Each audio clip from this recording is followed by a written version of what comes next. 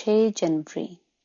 पुराने अहद नामा में से आज की तिलावत पैदाइश की किताब उसके 11वें बाब की 10वीं आयत से लेकर 13वें बाब की 18वीं आयत तक। ये सिम का नसबनामा है। सिम 100 बरस का था जब उससे तूफान के 2 बरस बाद अरफिक्सद पैदा हुआ। अरफिक्सद की पैदाइश के बाद सिम 500 बरस जीता रहा और उसे बेटे और बेटियां पैदा हुईं। जब अरफिक्सद 35 बरस का हुआ तो उसे सिलाह पैदा हुआ और सिलाह की पैदाइश के बाद अरफिक्सद 403 बरस और जीता रहा और उसे बेटे और बेटियां पैदा हुईं। सिलाह जब 30 बरस का हुआ तो उससे इबर पैदा हुआ और इबर की पैदाइश के बाद सिलाह 403 बरस और जीता रहा और उसे बेटे और बेटियां पैदा हुईं। जब इबर 34 बरस का था तो उससे फलज पैदा हुआ और फलज की पैदाइश के बाद इबर 430 बरस और जीता रहा और उसे बेटे और बेटियां पैदा हुईं। फलज 30 बरस का था जब उससे राऊ पैदा हुआ और राऊ की पैदाइश के बाद फलज 209 बरस और जीता रहा और उसे बेटे और बेटियां पैदा हुईं। और राऊ 32 बरस का था जब उससे सरूज पैदा हुआ और सरूज की पैदाइश के बाद राऊ 207 बरस और जीता रहा और उसे बेटे और बेटियां पैदा हुईं।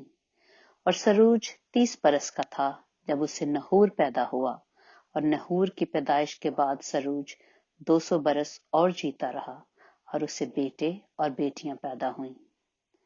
नहूर 29 बरस का था जब उसे ताराह पैदा हुआ और ताराह की पैदाइश के बाद नहूर 119 बरस और जीता रहा और उसे बेटे और बेटियां पैदा हुईं। और तारा 70 बरस का था जब उसे इब्राम और नहूर और हारान पैदा हुए। और ये तारा का नसबनामा है। तारा से इब्राम और नहूर और हारान पैदा हुए और हारान से लूत पैदा हुआ और हारान अपने बाप तारा के आगे अपनी जात बूम यानी कस्तियों के ऊर में मरा। और इब्राम और नहूर ने अपना अपना ब्याह कर लिया। इब्राम की बीवी का नाम सारी और नहूर की बीवी का नाम मिल्का था जो हारान की बेटी थी। वही मिल्का का बाप और इसका का बाप था। और सारी बांझ थी, उसके कोई बाल बच्चा ना था। और तारा ने अपने बेटे इब्राम को और अपने पोते लूत को जो हारान का बेटा था और अपनी बहू सारी को जो उसके बड़े बेटे इब्राम की बीवी थी साथ लिया और वह सब कस्तियों के ऊर से रवाना हुए कि कनान के मुल्क में जाएं। और वो हारान तक आए और वहीं रहने लगे। और तारा की उम्र 205 वर्ष की हुई और उसने हारान में वफात पाई। पैदाइश की किताब उसका 12वां बाब। और खुदावन ने इब्राम से कहा कि तू अपने वतन और अपने नातेदारों के बीच से और अपने बाप के घर से निकलकर उस मुल्क में जा जो मैं तुझे दिखाऊंगा। और मैं तुझे एक बड़ी कौम बनाऊंगा और बरकत दूंगा और तेरा नाम सरफराज करूंगा, सो तू बायसे बरकत हो। जो तुझे मुबारक कहें उनको मैं बरकत दूंगा और जो तुझ पर लानत करे उस पर मैं लानत करूंगा और जमीन के सब कबीले तेरे वसीला से बरकत पाएंगे। सो इब्राम खुदावंद के कहने के मुताबिक चल पड़ा और लूत उसके साथ गया। और इब्राम 75 बरस का था जब वह हारान से रवाना हुआ। और इब्राम ने अपनी बीवी सारी और अपने भतीजे लूत को और सब माल को जो उन्होंने जमा किया था और उन आदमियों को जो उनको हारान में मिल गए थे साथ लिया और वह मुल्क कनान को रवाना हुए और मुल्क कनान में आए। और इब्राम उस मुल्क में से गुजरता हुआ मुकाम सिकम में मोरा के बलूत तक पहुंचा। उस वक्त मुल्क में कनानी रहते थे। तब खुदावन ने इब्राम को दिखाई देकर कहा कि यही मुल्क मैं तेरी नस्ल को दूंगा। और उसने वहां खुदावन के लिए जो उसे दिखाई दिया था एक कुर्बान गाह बनाई और वहां से कूच करके उस पहाड़ की तरफ गया जो बैतेल के मशरिक में है और अपना डेरा ऐसे लगाया कि बैतेल मगरब में और आई मशरक में पड़ा। और वहां उसने खुदावन के लिए एक कुर्बान गाह बनाई और खुदावन से दुआ की। और इब्राम सफर करता करता जनूब की तरफ बढ़ गया और उस मुल्क में काल पड़ा اور ابراہیم مصر کو گیا کہ وہاں ٹکا رہے کیونکہ ملک میں سخت کال تھا۔ اور ایسا ہوا کہ جب وہ مصر میں داخل ہونے کو تھا تو اس نے اپنی بیوی ساری سے کہا کہ دیکھ، میں جانتا ہوں کہ تو دیکھنے میں خوبصورت عورت ہے، اور یوں ہوگا کہ مصری تجھے دیکھ کر کہیں گے کہ یہ اس کی بیوی ہے، سو وہ مجھے تو مار ڈالیں گے مگر تجھے زندہ رکھ لیں گے۔ سو تو یہ کہہ دینا کہ میں اس کی بہن ہوں، تاکہ تیرے سبب سے میری خیر ہو اور میری جان تیری بدولت بچی رہے۔ اور یوں ہوا کہ جب ابراہیم مصر میں آیا تو مصریوں نے اس عورت کو دیکھا کہ وہ نہایت خوبصورت ہے، اور فرعون کے امراء نے اسے دیکھ کر فرعون کے حضور میں اس کی تعریف کی، اور وہ عورت فرعون کے گھر میں پہنچائی گئی۔ اور اس نے اس کی خاطر ابراہیم پر احسان کیا، اور بھیڑ بکریاں اور گائے بیل اور گدھے اور غلام اور لونڈیاں اور گدیاں اور اونٹ اس کے پاس ہو گئے۔ اور خداوند نے فرعون اور اس کے خاندان پر ابراہیم کی بیوی ساری کے سبب سے بڑی بڑی بلائیں نازل کی۔ تب فرعون نے ابراہیم کو بلا کر اس سے کہا کہ تو نے مجھ سے یہ کیا کیا؟ تو نے مجھے کیوں نہ بتایا کہ یہ تیری بیوی ہے؟ تو نے یہ کیوں کہا کہ وہ میری بہن ہے؟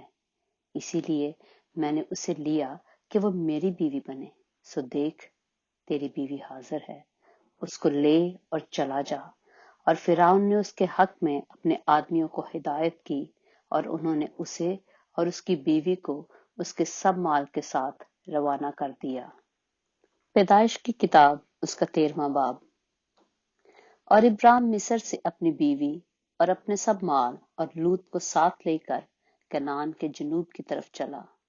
اور ابراہیم کے پاس چوپائے اور سونا چاندی بکثرت تھا، اور وہ کنعان کے جنوب سے سفر کرتا ہوا بیتیل میں اس جگہ پہنچا جہاں پہلے بیتیل اور ائی کے درمیان اس کا ڈیرا تھا، یعنی وہ مقام جہاں اس نے شروع میں قربان گاہ بنائی تھی، اور وہاں ابراہیم نے خدا سے دعا کی۔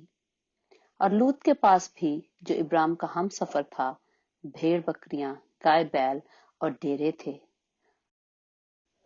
اور اس ملک میں اتنی گنجائش نہ تھی کہ وہ اکٹھے رہیں، کیونکہ ان کے پاس اتنا مال تھا کہ وہ اکٹھے نہیں رہ سکتے تھے۔ اور ابراہیم کے چرواہوں اور لوط کے چرواہوں میں جھگڑا ہوا، اور کنعانی اور فرزی اس وقت ملک میں رہتے تھے۔ تب ابراہیم نے لوط سے کہا کہ میرے اور تیرے درمیان اور میرے چرواہوں اور تیرے چرواہوں کے درمیان جھگڑا نہ ہوا کرے، کیونکہ ہم بھائی ہیں۔ کیا یہ سارا ملک تیرے سامنے نہیں؟ سو تو مجھ سے الگ ہو جا، اگر تو بائیں جائے تو میں داہنے جاؤں گا، اور اگر تو داہنے جائے تو میں بائیں جاؤں گا۔ تب لوط نے آنکھ اٹھا کر یردن کی ساری ترائی پر جو سوگر کی طرف ہے نظر دوڑائی، کیونکہ وہ اس سے پیشتر کہ خداوند نے سدوم اور عمورہ کو تباہ کیا، خداوند کے باغ اور مصر کے ملک کی مانند خوب سیراب تھی۔ سو لوط نے یردن کی ساری ترائی کو اپنے لیے چن لیا، اور وہ مشرق کی طرف چلا، اور وہ ایک دوسرے سے جدا ہو گئے۔ ابراہیم تو ملک کنعان میں رہا، اور لوط نے ترائی کے شہروں میں سکونت اختیار کی، اور سدوم کی طرف اپنا ڈیرا لگایا۔ اور سدوم کے لوگ خداوند کی نظر میں نہایت بد کردار اور گناہ گار تھے۔ اور لوط کے جدا ہو جانے کے بعد خداوند نے ابراہیم سے کہا کہ اپنی آنکھ اٹھا اور جس جگہ تو ہے وہاں سے شمال اور جنوب اور مشرق اور مغرب کی طرف نظر دوڑا، کیونکہ یہ تمام ملک جو تو دیکھ رہا ہے میں تجھ کو اور تیری نسل کو ہمیشہ کے لیے دوں گا، اور میں تیری نسل کو خاک کے زروں کی مانند بناؤں گا، ایسا کہ اگر کوئی شخص خاک کے زروں کو گن سکے تو تیری نسل بھی گن لی جائے گی۔ اٹھ اور اس ملک کے طول و عرض میں سیر کر، کیونکہ میں اسے تجھ کو دوں گا۔ اور ابراہیم نے اپنا ڈیرا اٹھایا اور ممرے کے بلوتوں میں جو حبرون میں ہیں جا کر رہنے لگا، اور وہاں خداوند کے لیے ایک قربان گاہ بنائی۔ پاک کلام کے پڑھے اور سنے جانے پر خداوند کی برکت ہو۔